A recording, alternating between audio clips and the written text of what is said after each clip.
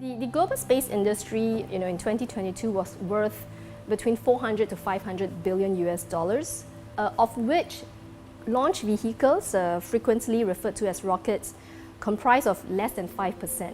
But it's so visual, right? The launch of a rocket going into space, and many people tend to mistake that is a large part of the space industry. But it really isn't. It is a very difficult and challenging business to be in. When we have partners and researchers or even students with ideas to launch experiments into space, we do facilitate that. The huge value in space is in the data and the capabilities that it provides. Allowing us to navigate, allowing us to get effectively from point A to point B, providing business insights, and providing information on, how the planet is doing, who's emitting harmful gases. These are the large part of space that provides, technologies and solutions that help us live better and help us live more sustainably here on Earth.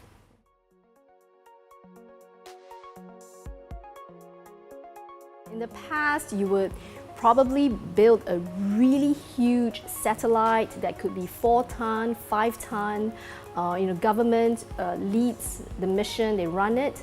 Because of the way technology has progressed, we're getting very good technology in very small pieces. So that led to the democratization of space. The chips, the parts are becoming cheaper, and more people can now build their own satellite. And it could be even as small as a tissue box, weighing 3 kilograms, 2 kilograms.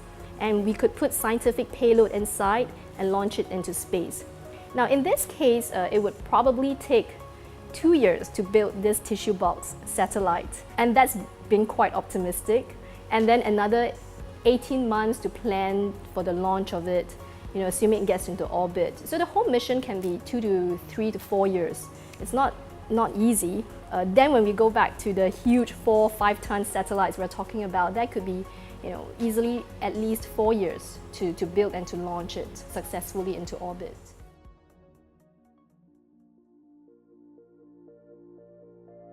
We wanted to send Chilli Party, right? Because the red would symbolize Singapore. But there were certain restrictions, so we settled on coriander seeds, because that's our favorite chicken rice garnish. And the seeds were in space for 2 to 3 months.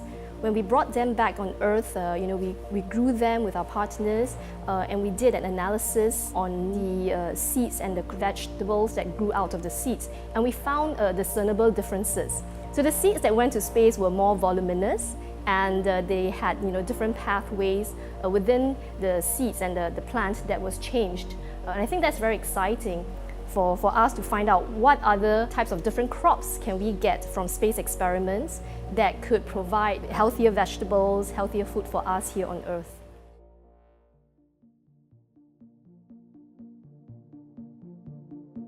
At Space faculty, we encourage experimentation, learning and leadership in space. Failure is not a dirty word in space. It's part of the learning process. You have to fail because we are pushing the frontier of where technology can bring us. We are pushing the limits of where we can go. And failure is to be expected. In fact, I think people get a bit more worried when things go too well, that maybe then something is really going wrong. So I like the spirit of the space industry where we embrace failure. We see that as an important part of the learning journey. And I wish more people could have that mindset when it comes to developing new capabilities, to see failure as an important part of that process.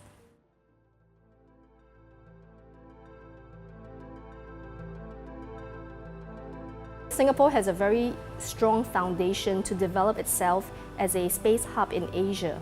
It is where East meets West. It is where people feel their IP, their intellectual property will be protected. It's relatively easy to get financing. Here we have a very reputable financing infrastructure. And these are important to do business, and certainly in the space business.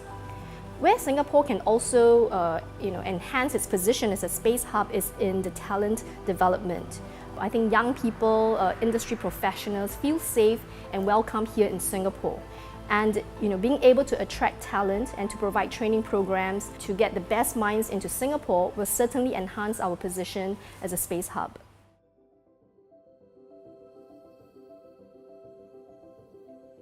When I was young, I played with cardboard boxes. and I sat in them, and I imagined that to be my spaceship. I traveled to space, I explored new planets, I was among the stars. And I kept this dream with me. When I grew up, I studied in the US, and that was where I saw firsthand the effect, of space programs and missions in inspiring learning, in inspiring curiosity, and inspiring us to be creative and innovative, and inspiring the interest in math, science and engineering that I love. So when I came back to Asia, I realized that was missing. That pathway to space was missing.